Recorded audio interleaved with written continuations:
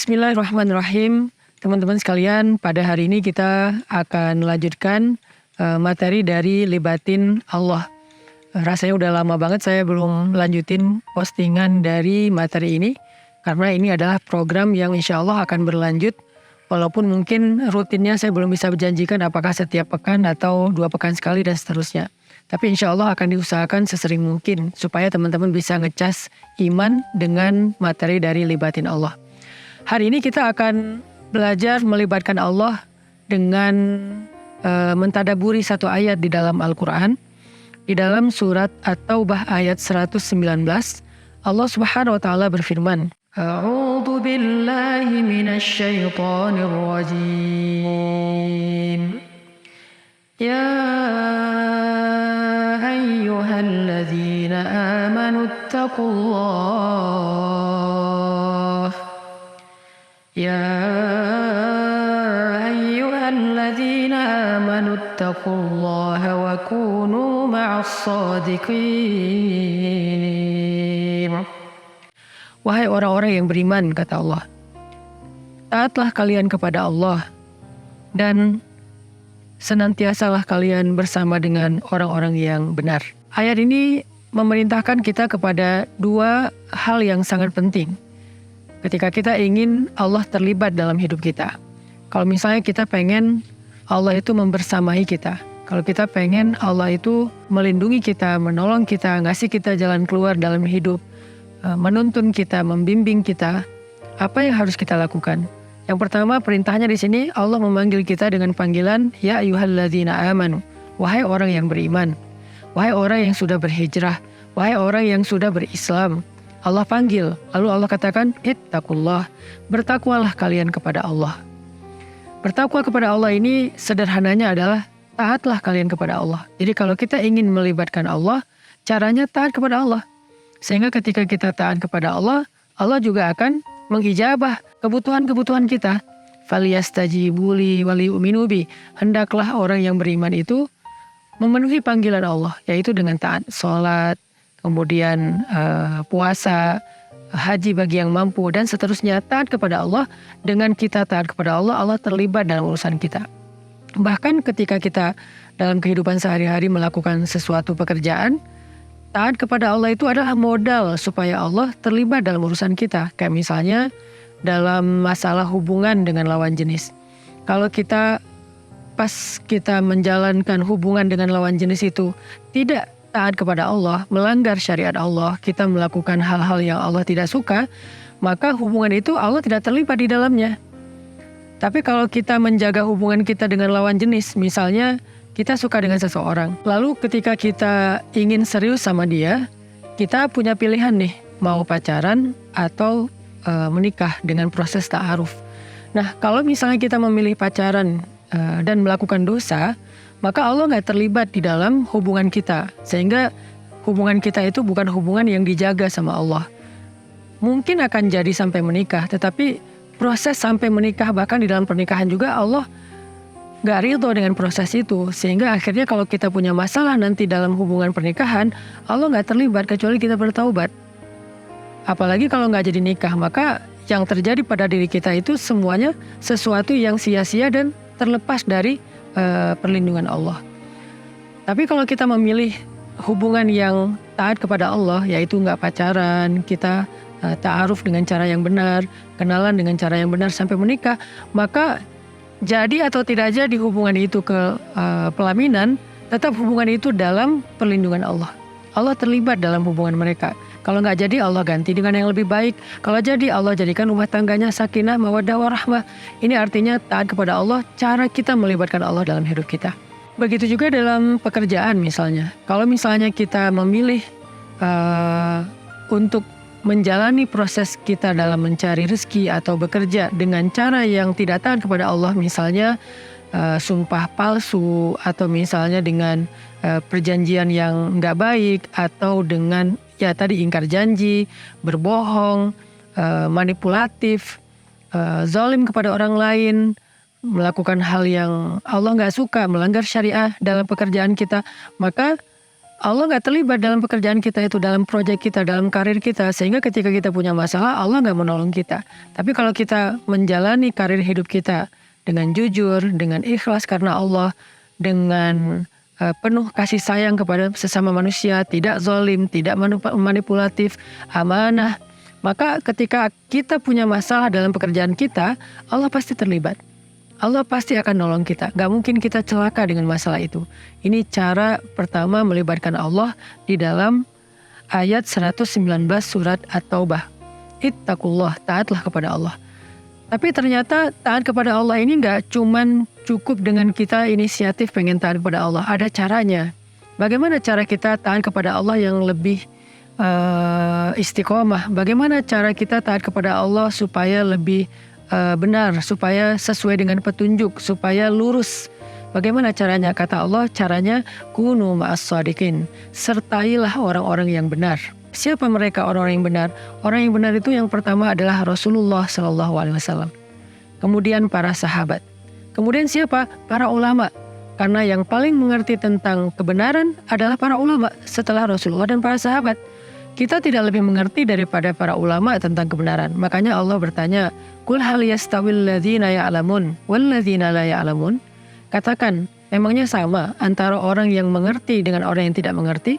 Nggak sama. Sehingga yang lebih mengerti tentang kebenaran, yang lebih mengerti tentang yang halal, yang lebih mengerti tentang yang Allah ridhoi, bukan kita, tapi para ulama. Karena kita sekarang nggak bisa membersamai Nabi, nggak bisa membersamai para sahabat. Sehingga cara kita memahami Nabi dan para sahabat itu adalah dengan bertanya kepada para ulama. Fas'alu ahla dzikri in kuntum la ta'lamun. Tanyakanlah kepada ulama yang ngerti ilmu jika kalian tidak mengerti. Sehingga kita jadi tahu, oh ini kebenaran yang dicontohkan Nabi. Oh ini kebenaran yang diridhoi Allah. Kita sertai para ulama, kita belajar kepada para ulama. Dengan kayak gitu, kita akan tahu cara taat kepada Allah yang membuat Allah terlibat dalam hidup kita. Jadi kayak misalnya dalam urusan tadi karir, tanya kepada para ulama, belajar kepada para ulama fikihnya, fikih muamalah, urusan pekerjaan, tanya mana yang halal, mana yang haram, mana yang syubhat, mana yang nggak boleh dan seterusnya. Apakah ini boleh, apakah ini dilarang dalam agama? Itu cara kita taat kepada Allah. Jadi takwa kita kepada Allah itu adalah dengan cara mengikuti para ulama. Kunu ma'as shadiqin, kata Allah. Sertailah para ulama. Untuk itulah kita perlu berguru dalam belajar Islam atau bahkan dalam mengamalkan Islam. Kita perlu berguru. Dan beda sekali antara kita berguru dengan sekedar mendengar nasihat dengan berguru dan mengikuti arahan mereka. Itu berbeda. Sehingga gak cukup kita cuman berguru dengan mendengar nasihat di sosial media, di YouTube, TikTok, Instagram, Facebook, dan seterusnya. Kita juga perlu mengikuti arahan mereka. Kita kalau perlu malah kita kenal dengan mereka untuk bisa bertemu dengan mereka, bertanya langsung kepada mereka. Itulah cara berguru yang dicontohkan oleh para sahabat dahulu. Itulah cara berguru juga yang dicontohkan oleh para ulama-ulama kita yang dahulu. Jadi carilah sebanyak mungkin ulama untuk kita belajar kepada mereka. Sertailah mereka, ikutilah mereka, dengarkan dan taatilah arahan-arahan dari mereka yang berilmu dan benar dengan keilmuannya. Sehingga dengan demikian kita menjadi orang yang taat kepada Allah sesuai dengan apa yang Allah syariatkan dalam Islam. Dengan kita taat kepada Allah sesuai dengan syariat Allah, maka Allah terlibat dalam urusan kita. Nah, bicara tentang kunu ma'as shadiqin, sertailah orang-orang yang benar atau orang-orang yang mengerti kebenaran, yaitu para ulama. Ada satu ungkapan yang saya baca dalam kitab Ihya Ulumuddin. Man laisa lahu syaikh fa syaikhuhu syaitan, kata ulama. Siapa yang dia gak punya guru, maka gurunya itu setan. Artinya kita belajar Islam tuh gak bisa otodidak. Kita gak bisa langsung baca Al-Quran, baca hadis, lalu kita menyimpulkan sendiri, gak bisa. Kenapa? Karena kita gak punya kapasitas menyimpulkan ayat dan hadis. Kita cuma mengerti teksnya, tetapi tidak mengerti maksud dari pemilik teks. Makanya itulah bedanya antara al-fahmu dan al-fiqhu. Fahmu itu memahami kalimat. Al-fiqhu memahami orang yang menyampaikan kalimat. Maksudnya apa? Sehingga kita mungkin bisa baca teks Al-Quran, baca teks hadis. kita faham arti dari teks tersebut, tapi belum tentu kita faham maksud dari yang berbicara dengan teks itu, yaitu Allah dan Rasulullah SAW. Makanya kita perlu bertanya kepada orang yang mengerti bagaimana memahami teks, memahami Al-Quran, memahami hadis, dan siapa mereka? Para ulama. Karena itulah dalam tradisi belajar Islam, baik di Indonesia maupun di Arab sejak zaman dahulu, kita tidak belajar Islam itu secara otodidak. Kita belajar Islam itu kepada guru. Dulu ketika saya masih kecil, masih umur sekitar 8 tahun mungkin ya, 8 tahun, saya pernah dibawa oleh orang tua saya ke seorang ulama yang cukup karismatik di Aceh. Beliau adalah dipanggilnya Tengku Abu Kutakrung. Nah, hafizahullah. Beliau adalah seorang ulama karismatik, ulama yang karomah, waliullah yang ada di Aceh, yang alhamdulillah sampai sekarang beliau masih hidup. Usianya udah mungkin lebih dari 80 tahun, tetapi beliau Masya Allah masih terlihat auranya bercahaya, sehat. Masya Allah ilmunya masih beliau sebarkan kepada murid-muridnya. Saya pernah diajak oleh orang tua saya ketemu dengan beliau untuk tabarukan, untuk mencari berkah dari ulama yang solih. Ketika saya ketemu dengan beliau bilang gini, anak ini akan menjadi orang yang dekat dengan Al-Quran. Maka bawalah dia kepada guru yang bisa mengajarkan dia Al-Quran. Kalimat itu masih saya ingat sampai sekarang. Seolah-olah Tengku Abu Kutakrung ini memberikan irsyadat, memberikan arahan kepada orang tua saya bagaimana harusnya mendidik saya. Beliau memberikan arahan, carilah guru untuk anak ini yang bisa mengajarkan Al-Quran, karena dia akan menjadi seorang yang dekat dengan Al-Quran. Pulang dari sana, saya bilang kepada ibu saya, Mak,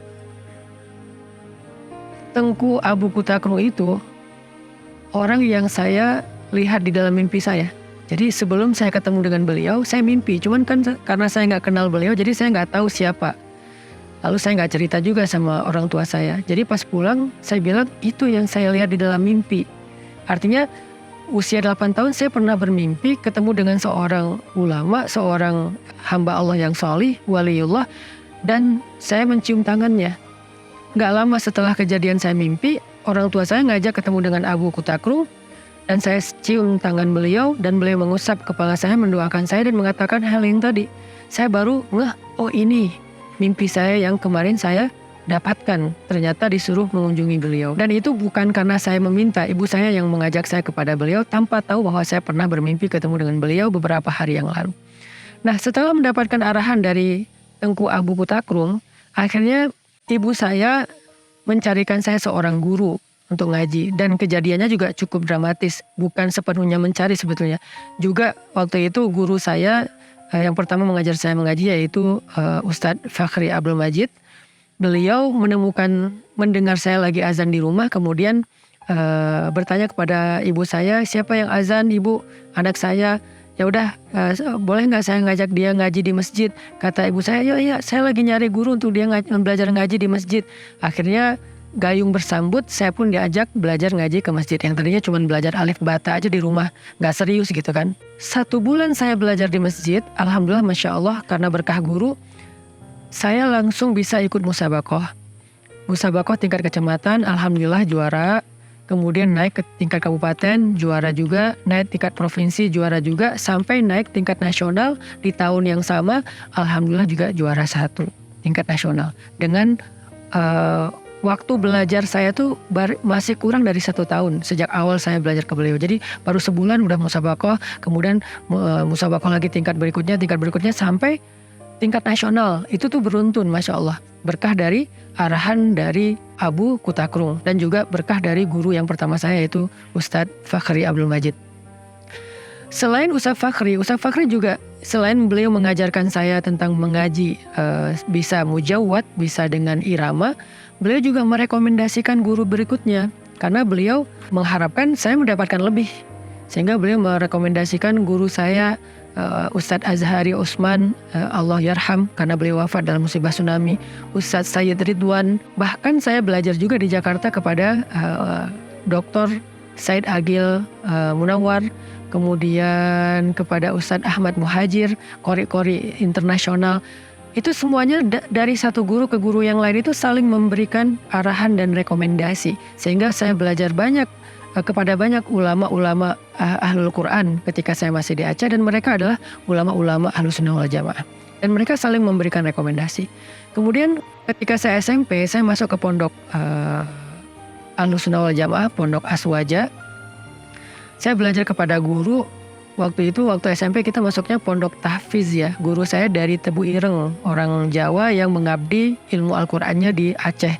Jadi ada Ustadz Amin, ada Ustadz Swalib, ada 2 ustadz dari Pulau Jawa datang ke Aceh dengan sangat ikhlas untuk mengajarkan Al-Quran kepada anak-anak Aceh. Saya belajar kepada beliau, lalu setelah itu masuk SMA, saya juga belajar kepada guru-guru yang lainnya yang ada di, bukan SMA ya, pondok pesantren tingkat aliyah, belajar juga kepada guru-guru yang ada di sana. Semuanya adalah guru-guru Ahlus Sunnah wal Jamaah.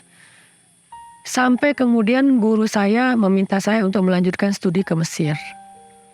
Waktu itu sebetulnya saya belum berniat pengen belajar ke Mesir. Saya lebih pengen belajar ke kampus umum di Indonesia. Karena sebetulnya waktu itu penasarannya saya lebih pengen belajar kayak sains gitu. Karena saya senang astronomi, senang tentang alam gitu. Jadi kayak pengen belajar sains. Tapi kata guru saya, jangan, kamu ke Mesir aja belajar di Al-Azhar. Saya karena manut kepada guru, derek yai ibaratnya, akhirnya saya nurut aja, ya udah belajar berangkat ke Mesir. Sampai di Mesir saya tes beasiswa dengan asbab Al-Quran, saya disuruh ngaji. Alhamdulillah ngaji saya berkenan kepada yang ngetes, akhirnya dikasih beasiswa. Belajarlah saya di Al-Azhar.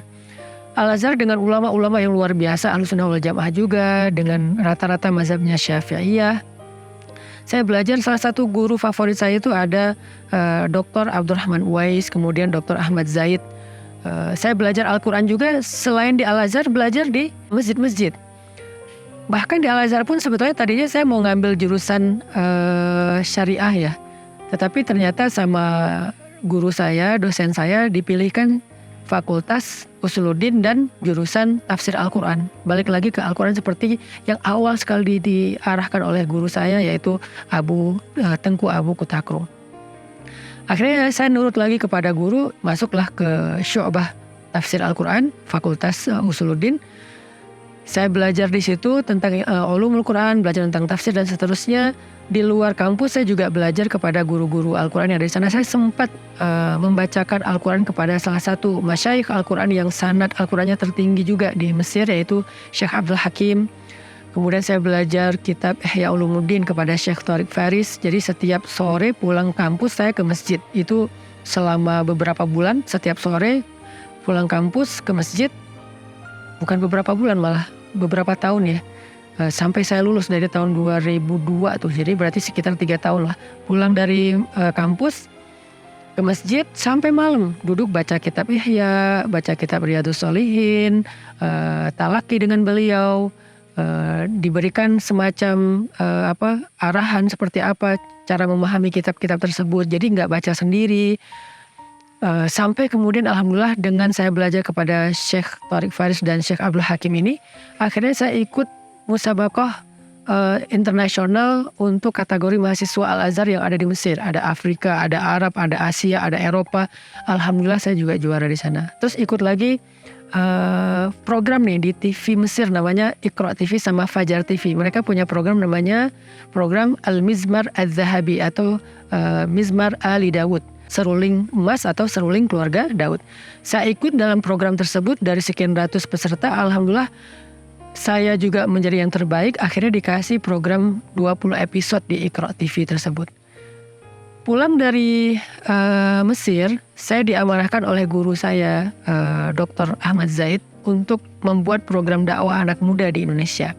Gak usah kemana-mana, fokus aja dengan anak muda. Akhirnya ketika saya sampai di Bandung, saya membuat program pemuda hijrah. Ini karena amanah dari guru saya, akhirnya saya nurut bikin program pemuda hijrah. Berjalan sampai hari ini banyak anak-anak muda yang berhijrah. Alhamdulillah itu kemudahan dari Allah, itu keberkahan dari guru.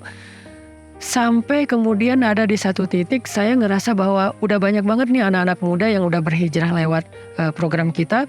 Tetapi what next?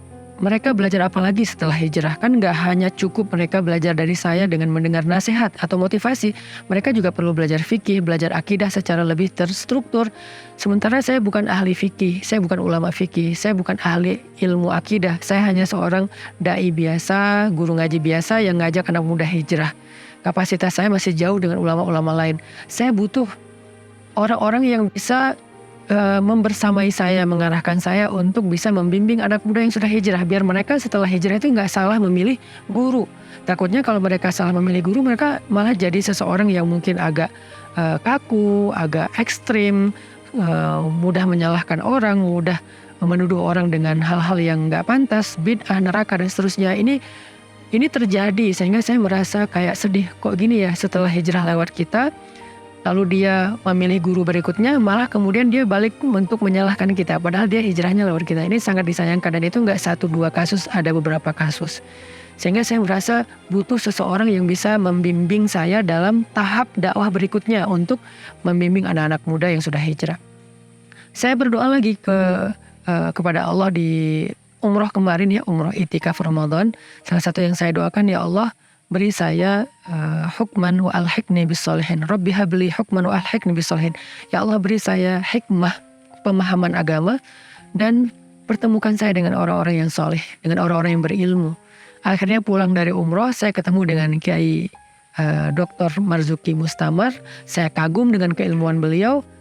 Disitulah saya merasa ini yang saya minta kepada Allah, dan ini adalah petunjuk Allah. Sehingga saya langsung meminta izin agar menjadi murid kepada beliau. Nah, akhirnya terjadilah apa yang teman-teman kemarin saksikan. Alhamdulillah ada adegan baiat. Banyak memang yang nanya, kenapa harus ada baiat, Ustadz? Baiat itu kalau dalam bahasa kita tuh kayak ikrar, teman-teman. Baiat itu bukan sesuatu yang aneh. Bahasa kita tuh ikrar. Di setiap organisasi itu ada ikrarnya. Karena beliau adalah bagian dari organisasi, maka udah sewajarnya saya berikrar ketika saya ikut kepada beliau, ketika saya mulazamah kepada beliau. Kenapa ada syahadat? Syahadat itu kan kalau dalam kebiasaan kita di Indonesia, para ulama-ulama kita udah biasa syahadat, bukan karena mengislamkan. Kayak misalnya syahadat sebelum khutbah Jumat, itu ada syahadatnya. Syahadat sebelum bahkan dulu ketika saya akan nikah, sebelum akan nikah itu memang ada syahadatnya. Walaupun bukan sesuatu yang wajib, cuman kayak kebiasaan, dan itu sesuatu yang baik-baik aja, gak ada yang salah. Jadi bukan mengislamkan. Jadi baiat saya kepada guru saya, baiat saya kepada Dr. Marzuki Mustamar itu bukan pertaubatan. Tapi sebuah ikrar setia seorang murid kepada gurunya dan kepada madrasah gurunya. Apa madrasah gurunya? Nahdlatul Ulama, itu madrasah saya sekarang. Itu bagian dari guru saya. Sehingga ketika saya mengikuti guru, saya mengikuti madrasahnya. Bukan mengikuti hanya sosoknya, tetapi juga mengikuti madrasahnya. Dulu sahabat kan mengikuti madrasah Nabi, bukan hanya mulazamah kepada Nabi, tapi juga mengikuti madrasah Nabi, tarbiyah Nabi. Gitu juga dengan para ulama setelahnya, Imam Abu Hanifah, Imam Asy-Syafi'i, Imam Malik. Mereka semuanya ikut madrasahnya sahabat, kemudian madrasahnya tabi'in, madrasahnya tabi'in, dan seterusnya. Kenapa? Karena itu bentuk dari pola kita belajar. Makanya kemarin akhirnya saya karena yakin dan kagum dengan keilmuan Abah Yai Dr. Marzuki Mustamar, saya bilang, saya mau belajar kepada Yai, boleh nggak saya jadi muridnya? Kata beliau, ya silahkan. Kalau misalnya berkenan, beliau nggak maksa, beliau nggak meminta, hanya menawarkan kalau memang berkenan ikut ke madrasah Nahdlatul Ulama. Tapi ada ikrarnya supaya kita lebih komitmen. Oh ya siap Yai, bismillah, akhirnya baiat. Nah, kenapa saya menceritakan proses perjalanan hidup saya tentang dari mulai umur 8 tahun ketemu dengan Tengku Abu Putakrung sampai kepada Kiai Dr. Marzuki Mustamar. Saya pengen nyampaikan ke teman-teman bahwa perjalanan hidup saya itu adalah perjalanan dari satu guru ke guru yang lain. Dan dari satu guru ke guru yang lain itu adalah bimbingan atau arahan dari guru sebelumnya. Belajar ke sana, akhirnya saya ke sana. Belajar ke sini, akhirnya saya ke sini. Dan seterusnya. Sehingga ketika kita seperti itu, Allah membersamai kita. Allah gak akan ninggalin kita. Kenapa? Karena Allah membersamai orang-orang yang berjamaah. Dan sebaik-baik jamaah itu adalah shadiqin, ahli ilmu, orang-orang yang berilmu, orang-orang yang benar, orang-orang yang mengerti tentang kebenaran. Maka kita disuruh kunu mas shadiqin, sertailah, jadilah kalian bersama dengan orang-orang yang benar itu. Sehingga Allah juga akan membersamai kalian. saya ngerasakan banyak kemudahan dalam hidup saya, banyak keberkahan. Kalau misalnya ada ujian, Allah kuatkan, kemudian Allah bukakan jalan keluar dan seterusnya. Itu salah satu yang saya yakini itu penyebabnya adalah keberkahan dari guru. Karena saya manut guru, saya nggak pernah menentang guru. Sampai hari ini saya masih belajar kepada guru yang ngajarin saya ngaji pertama, yaitu Tengku Fakhri Abdul Majid. Saya masih belajar kepada beliau. Kalau saya pulang ke Aceh, saya pasti ke rumah beliau. Saya minta doa beliau, saya minta nasihat beliau. Saya masih belajar kepada guru-guru saya yang ada di Mesir. Saya masih belajar juga kepada guru-guru saya yang ada di Indonesia. Sampai sekarang kepada Kiai Dr. Marzuki Mustamar. Jadi guru saya banyak. Dan saya nggak meninggalkan mereka satupun. Ini semuanya proses sesuai dengan kebutuhan dalam proses perjalanan hidup kita. Karena saya sedang menjalankan program dakwah, kebutuhan saya sekarang adalah saya butuh orang yang bisa membimbing anak muda yang sudah hijrah melalui program saya, supaya ilmu mereka bukan hanya tentang semangat hijrah, tapi juga selain udah hijrah, mereka juga bisa belajar Islam aplikatif dan sesuai dengan kebutuhan mereka untuk mendapatkan ridha Allah Subhanahu wa taala. Makanya saya butuh Kiai Marzuki Mustamar untuk pertama mengarahkan saya, mendidik saya juga sebagai murid beliau. Yang kedua adalah menjadi rujukan yang saya bisa arahkan teman-teman, belajarlah ke sini, supaya teman-teman punya rujukan yang benar. Maka dari itu saya kayak sekarang misalnya saya punya beberapa rekomendasi nih buat teman-teman kalau pengen belajar Islam lebih lanjut. Misalnya bisa aja teman-teman mengambil semangat untuk belajar Islam dari saya, mendengar nasihat dari saya, mendengar booster dari saya untuk kembali kepada Allah, mengenal Allah, mengandalkan Allah, melibatkan Allah. Tapi bagaimana kemudian setelah itu cara mempraktekkan kehidupan yang Allah ridhoi? Belajarlah ke ulama-ulama yang lebih ilmunya dari saya. Misalnya kalau teman-teman pengen belajar tentang akidah Ahlussunnah wal Jamaah yang diakui oleh para ulama, belajarlah kepada sahabat saya, Ustadz Dr. Amri Fatmi dari Aceh. Beliau itu doktor akidah filsafat Usuluddin Al-Azhar dengan nilai kumlat. Gak diragukan lagi keilmuannya. Para ulama Al-Azhar aja memberikan nilai yang terbaik untuk beliau. Sehingga beliau bisa jadi rujukan. Nanti lihat di deskripsi akun beliau di sosial media apa. Sehingga kita bisa belajar dari beliau, tanya kepada beliau. Kalau yang di Aceh udah nyantri sama beliau. Kemudian kalau kita pengen belajar tentang fikih misalnya. Tentang fikih itu kakak kelas saya itu ada namanya Dr. Awalud Dzikri. Beliau juga dokter dengan ijazah Al-Azhar dengan nilai cum laude, fikihnya fikih perbandingan 4 mazhab. Walaupun beliau sendiri adalah mazhab Syafi'iyah, tapi beliau memahami fikih dengan 4 mazhab. Ada juga di Aceh. Nanti bisa lihat juga di deskripsi Ustadz Dr. Awalud Dzikri. Selain Ustadz Dr. Awalud Dzikri, kalau yang di Pulau Jawa, yang saya rekomendasi dan saya takjub dengan keilmuan mereka tadi adalah Dr. Marzuki Mustamar atau Abah Yai Marzuki Mustamar, guru saya sekarang, murabbi ruhiyahnya saya. Beliau adalah orang yang mengerti tentang fikih lebih baik jauh di atas saya, dan bahkan bukan hanya tentang fikih, juga tentang bagaimana bermanhaj, bagaimana berislam dengan akidah yang lurus, dengan fikih yang benar.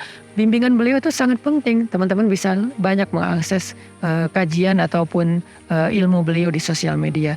Yang ada di Malang silahkan nyantri kepada beliau di Pondok Sabilur Rasyad di Gase misalnya. Atau yang juga saya sangat kagum keilmuan fikih dan usul fikihnya, bahkan mantiknya itu ada Gus Baha, dan semua kita kenal dengan beliau. Gus Baha ini menyampaikan fikih dengan pakai logika-logika yang sangat relate dengan kehidupan kita sekarang. Jadi melogiskan fikih. Bahkan kadang-kadang beliau juga menjelaskan tentang kaidah-kaidah konsep usul fikih. Usul fikih itu pola fikir fikih, sedangkan fikih adalah produk pemikirannya.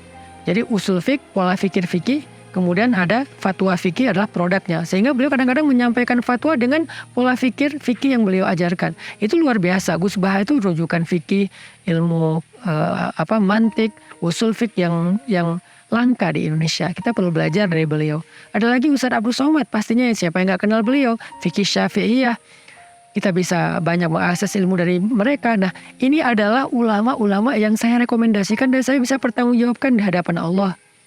Sehingga kalau misalnya teman-teman pengen belajar kepada seorang guru, minta dulu arahan dari guru sebelumnya. Sekarang teman-teman belajar dari saya. Belajar lewat konten-konten saya. Maka sudah menjadi kewajiban saya untuk memberikan arahan belajar kepada siapa lagi setelah ini. Dan menjadi kewajiban murid juga teman-teman untuk mengikuti arahan itu selama apa yang diarahkan itu tidak melanggar syariat Allah Subhanahu wa taala. Begitu teman-teman cara kita belajar. Dan itu dipraktekkan oleh Imam Syafi'i. Dan Imam Syafi'i menjadi mufti di usia 15 tahun dan diberikan izin untuk berfatwa. Lalu beliau belajar juga kepada Sufyan bin Uyainah, beliau belajar kepada Imam Malik, beliau belajar kepada Fudail bin Iyad, ulama Al-Haramain. Beliau belajar ke Yaman, beliau belajar ke Baghdad, beliau belajar ke Mesir. Bahkan beliau di usia 50 tahun masih pergi ke Mesir untuk belajar hadis sampai beliau wafat di Mesir. Artinya dari satu guru ke guru yang lain. Beliau belajar hadis kepada ulama ini, belajar fikih kepada ulama ini, belajar bahasa kepada ulama ini, dan seterusnya. Sampai beliau menjadi seseorang yang menghabiskan umurnya dari satu ulama ke ulama yang lain. Inilah kunu ma'as shodiqin, inilah membersamai orang-orang yang benar. Jadi kita harus selalu punya panutan, punya rujukan, baik dalam spiritual maupun keilmuan kita, dalam amaliyah kita. Setiap proses perjalanan hidup kita, nggak boleh putus gitu. Dan cara paling gampang untuk menemukan guru itu adalah minta rekomendasi dari guru kita sebelumnya, tanpa meninggalkan guru itu. Dari guru itu kita belajar apa, nanti dari guru berikutnya kita belajar apa. Inilah makna dari kunu ma'as shodiqin. Dengan demikian, insya Allah kita akan menjadi orang-orang yang Allah akan terlibat dalam setiap urusan kita. Urusan pribadi, urusan keluarga, urusan hidup, urusan akhirat. Semuanya Allah terlibat. Karena Allah terlibat kepada orang-orang yang membersamai orang-orang yang benar, yaitu para ulama. Mudah-mudahan tips hari ini tentang bagaimana melibatkan Allah ini cukup jelas. Dan saya sengaja memilih tips ini supaya relate juga dengan apa yang kemarin sempat viral. Sekaligus menjawab pertanyaan teman-teman. Bahwa itu bukan sebuah proses pertobatan, karena sebelumnya saya sudah Ahlussunnah wal Jamaah, saya sudah setia kepada NKRI, saya sudah menjalankan program-program dakwah sesuai dengan apa yang diarahkan oleh guru-guru saya, baik yang di Aceh, di Mesir atau di Indonesia, dan mereka semuanya Ahlussunnah wal Jamaah, tidak ada satupun yang keluar dari situ. Hanya kemarin baiat itu adalah bentuk ikrar setia saya kepada guru saya, Kiai Haji Dr. Marzuki Mustamar, dan juga kepada madrasah beliau yaitu Nahdlatul Ulama, yang di dalamnya ada banyak sekali ulama-ulama hebat, dan saya sangat kagum, sangat takjub dengan keberkahan dari ilmu Hadratus Syekh Hasyim Asy'ari yang keilmuan beliau sudah bertahan lebih dari 100 tahun. Itu menunjukkan Allah ridho dengan dakwah beliau. Sebagaimana ulama sebelumnya, misalnya Imam Syafi'i yang sudah bertahan lebih dari 1000 tahun, Allah ridho dengan ilmu beliau. Kebayang nggak? Ada berapa santri NU yang hafiz Al-Quran di pondok-pondok baik di Jawa maupun di luar Jawa, itu jumlahnya udah jutaan loh yang hafal Quran. Semuanya mengambil ilmu sanadnya kepada Syekh Hasyim Asy'ari. Kebayang nggak pahala beliau? Betapa mulianya beliau di hadapan Allah.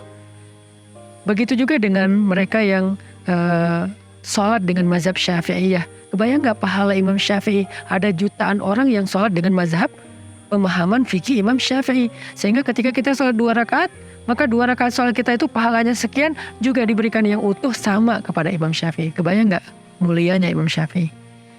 Maka siapapun yang ingin mendapatkan kemuliaan itu, sehingga Allah terlibat ke dalam kehidupan dia dengan kemuliaan yang luar biasa, bersamailah mereka, bersamailah Kiai Haji Hasyim Asy'ari, bersamailah para ulama-ulama yang meneruskan perjuangan beliau, bersamailah ulama-ulama yang juga mungkin ada madrasah lain, ada Muhammadiyah dan seterusnya, dan kita saling menghargai.